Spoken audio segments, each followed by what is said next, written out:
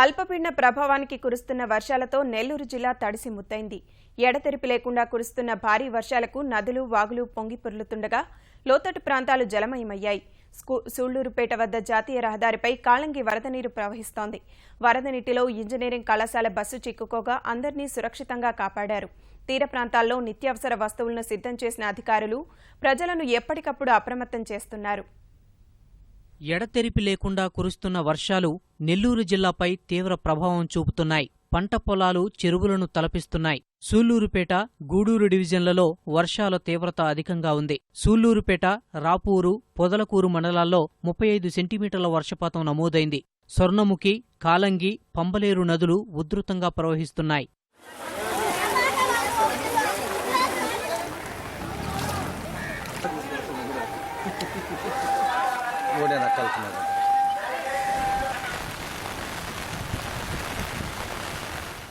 దొరవారి సత్రం మండలం వెదురుపట్టు వద్ద 70 మంది, గూడూరు మండలం చెన్నూరు సమీపంలో 5గురు వరద ప్రవాహంలో చిక్కుకోగా అధికారులు వారిని రక్షించారు.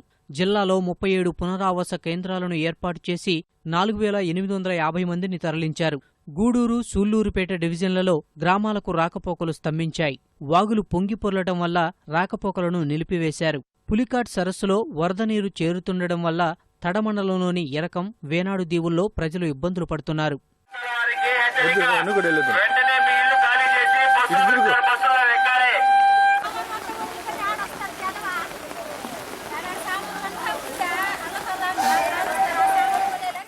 జిల్లాలో భారీ వర్షాలకు 25 చెరువులకు గండ్లు పడ్డాయి. కోవూరు, ఇందుకూరుపేట మండలాల్లో అరటి పంటలకు తీవ్ర నష్టం వాటిల్లింది. తీర ప్రాంత మండలాల్లో టాస్క్ ఫోర్సు అధికారులను నియమించి ఎప్పటికప్పుడు సహాయ చర్యలు చేపడుతున్నారు.